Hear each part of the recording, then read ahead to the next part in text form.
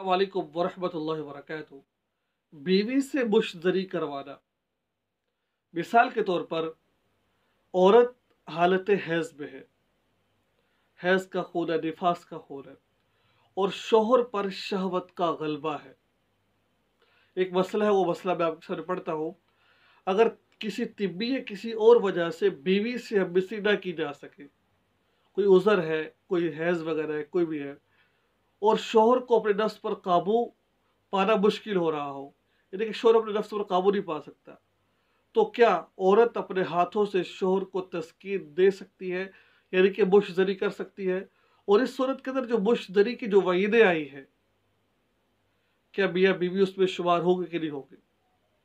यानी कि अगर बीवी शौहर को हाथ से फारिग करती है, इस सूरत के अंदर क्या ये जो वईदें आई है, क्या इसके अंदर मियाँ बीवी वो आएंगे या नहीं आएंगे?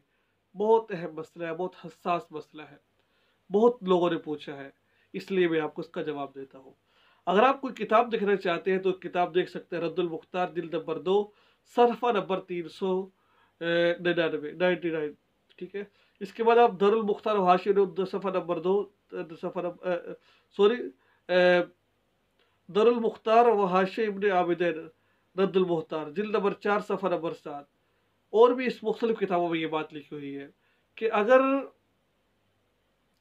हालत मजबूरी हो, यानी कि जैसा कि औरत को हैज़ है, क्योंकि हैज़ की हालत में निफास है, उस वक़्त भी नहीं कर सकता है, कोई और मसला है, और उस वक़्त शौहर पर गलबा हो, गलबा बहुत ज़्यादा हो, उस सूरत के अंदर औरत अपने मियाँ को हाथ से फारिग कर सकती है। वाज़ेह में रखिए, ठीक है? हाथ से फारिग कर सकती है। इसके बारे में जो है ना फ़ुक़हा फरमाते हैं, फ़तवा क्या फ़तवा मैं आपके सामने पढ़ता हूँ। आम अहवाल में बीवी से मुश्तरी कराना मकरूह तंज़ीही है। आप यानी कि जब गलबा ना हो वैसे बीवी से कि तुम मेरी मुश्तरी करो, मकरूह तंज़ीही है। मकरूह तो है लेकिन कम दर्जे का गुनाह है। लेकिन अगर बीवी हैज़ की हालत में, निफास की हालत में हो, उस सूरत के अंदर गुंजाइश है कि बीवी अपने शौहर को हाथ से फारिग कर सकती है। उम्मीद है कि इस सूरत के अंदर मियाँ बीवी इस वईद के अंदर नहीं आएगा, उनको गुनाह नहीं मिलेगा।